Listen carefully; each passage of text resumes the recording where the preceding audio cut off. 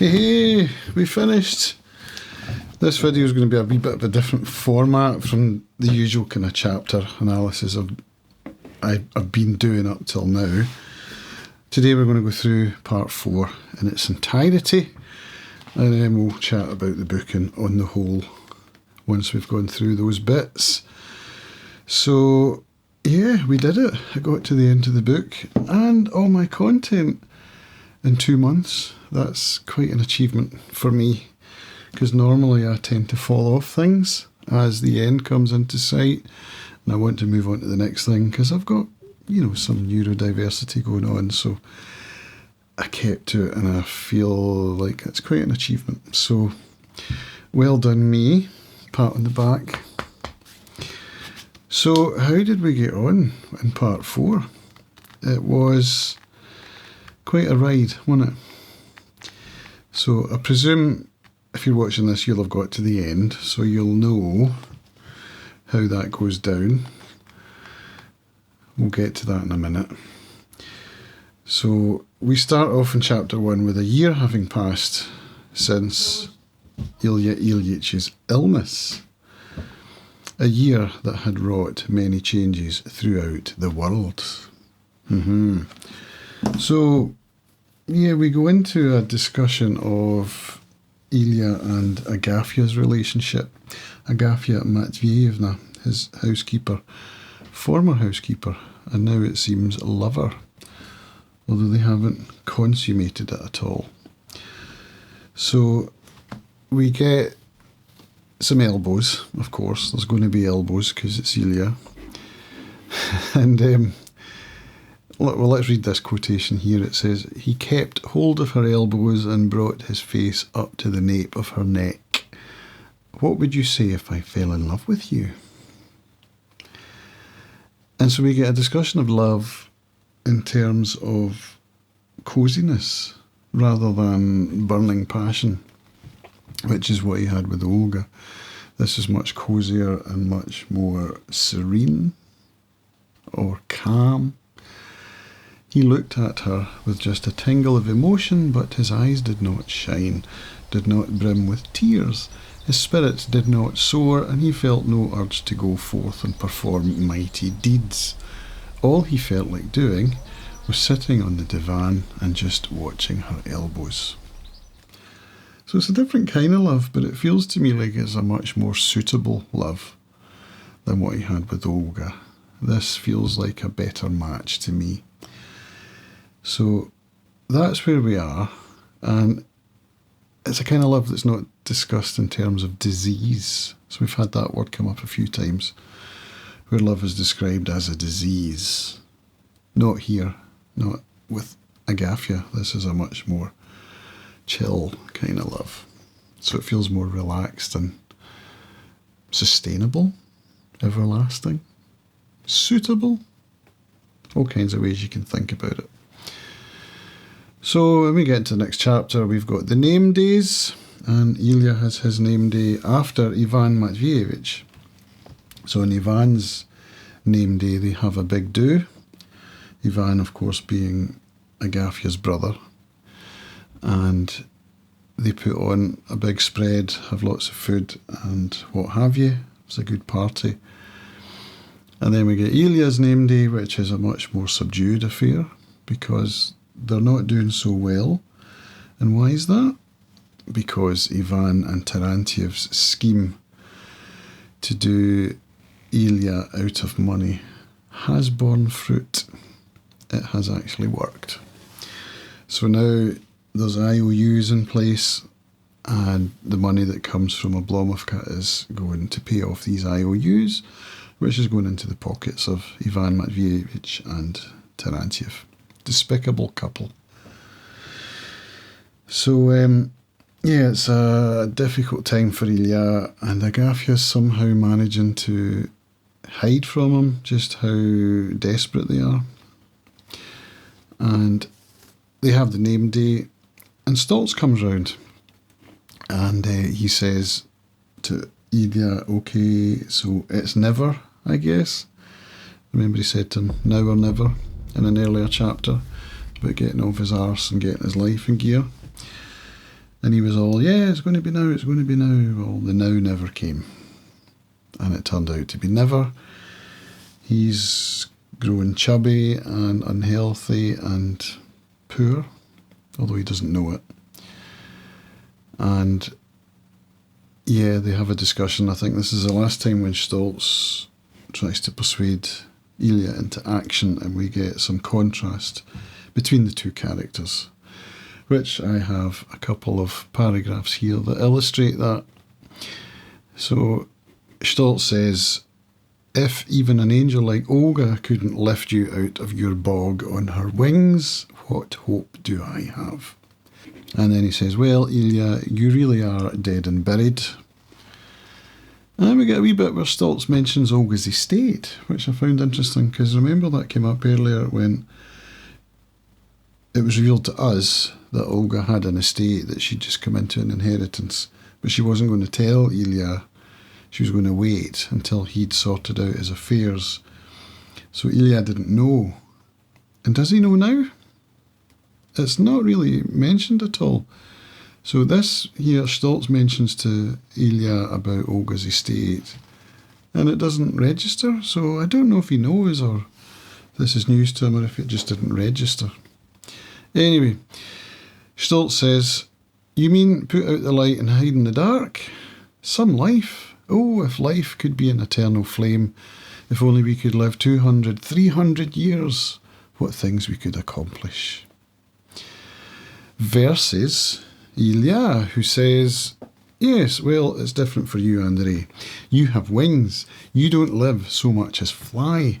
You're not plagued by styes. The back of your head doesn't itch. You're out of a different mould. So we've got a victimhood thing going on here, where Ilya feels that he would succeed were it not for this and that and the other. You know, and that's something I can relate to myself, which I'm not pleased to say.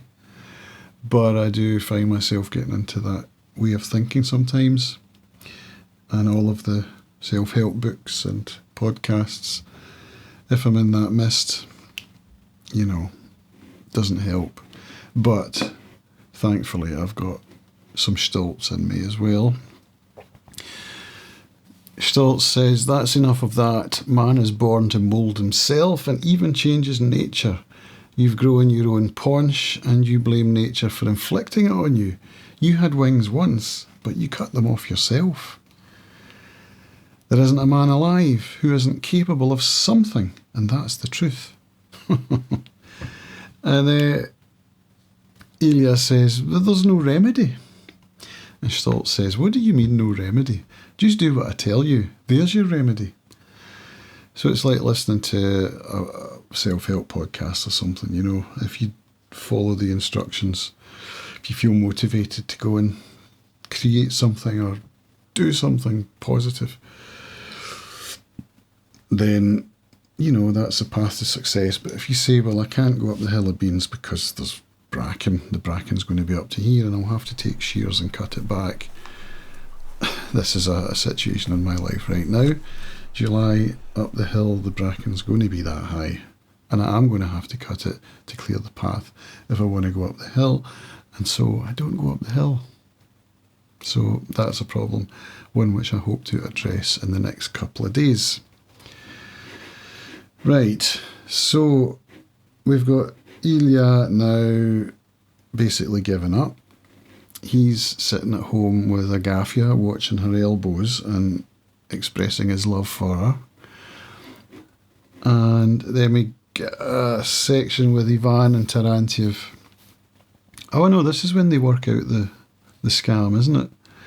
With the power of attorney and collecting the quit rent and the whole promissory note idea.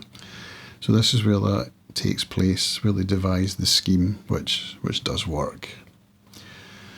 And then chapter 4, we get 30 pages going through Stoltz and Olga's relationship, which, you know, at first I was like, oh, 30 pages without Ilya, with secondary characters? I don't know. But it turned out to be a very rewarding chapter.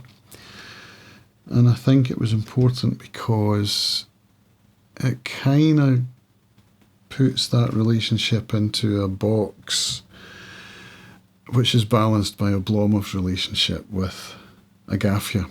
So we end up with two relationships that balance each other because they're matched. The match is a good match.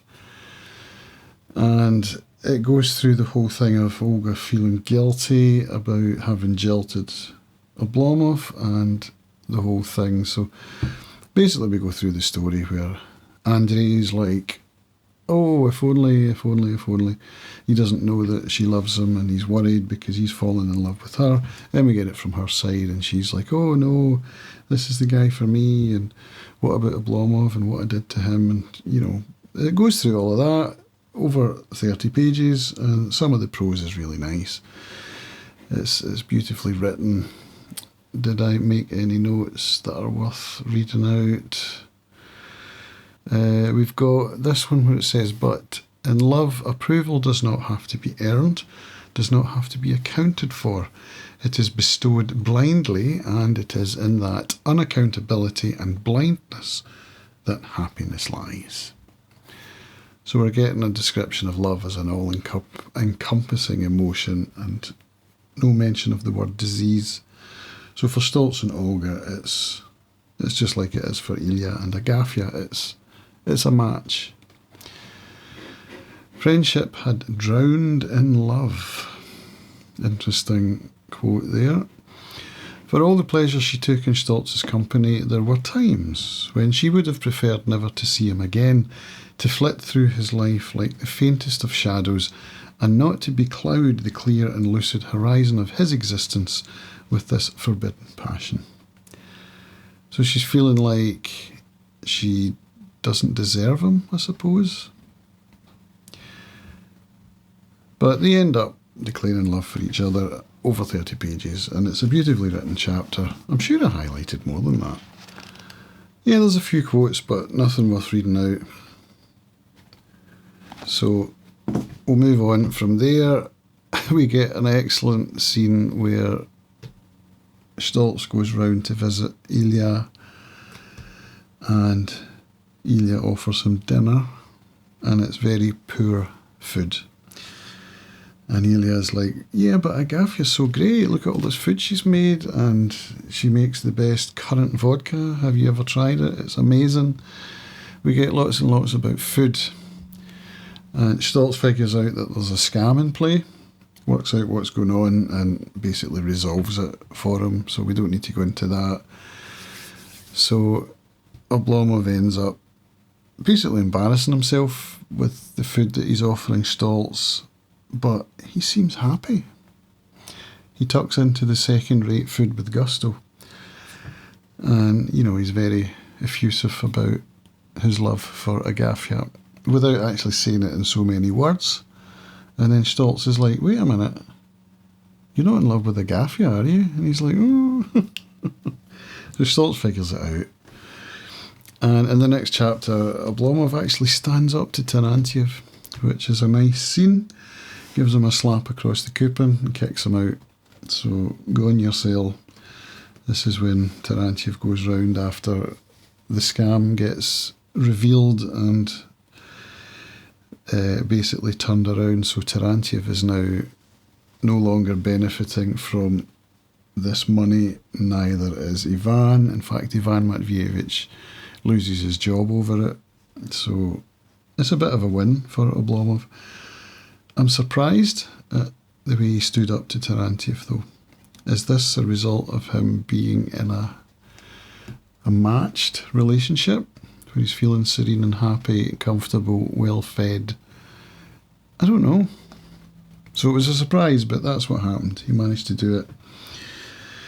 And we've got this quotation here, which I really liked, about Agafya.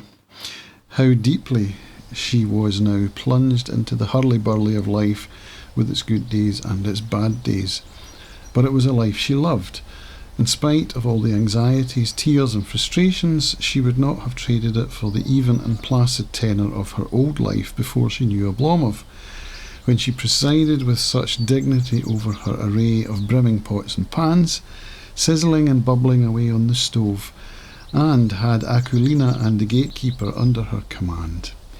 She even shuddered at the thought of dying, even though death would mean the end of unquenchable tears, her turbulent days and sleepless nights. So Agafya's very happy in her relationship as well. She gets to serve the master, she gets to cook for him, she gets to look after him, and basically, yeah, it's a perfect match for both parties. And then,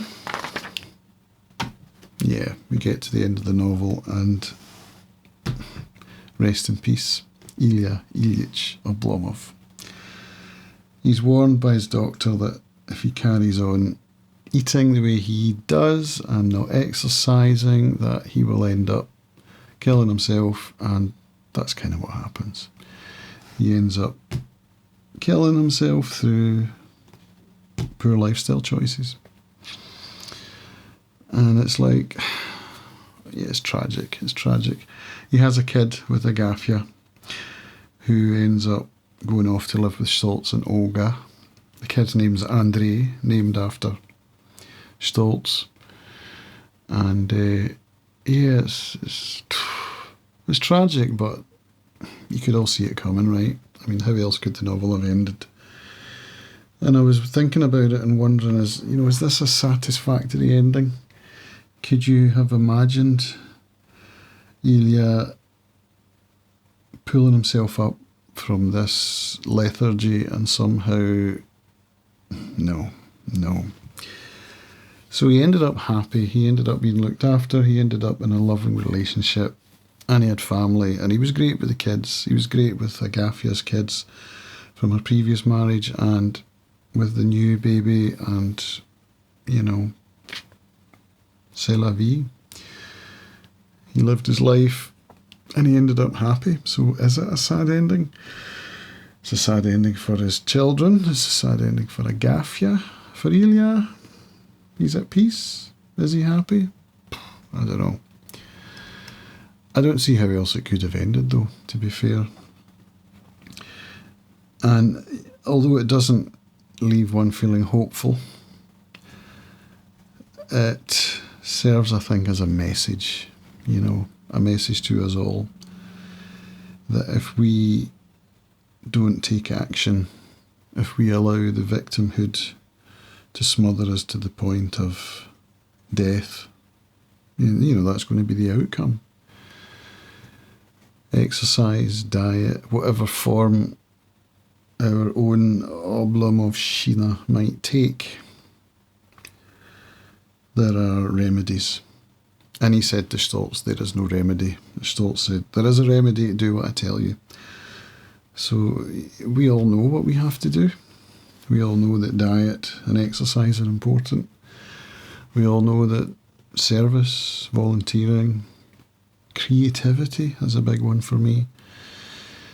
If I allow the mist to descend and I end up not exercising, eating poorly, not making videos, not doing any writing,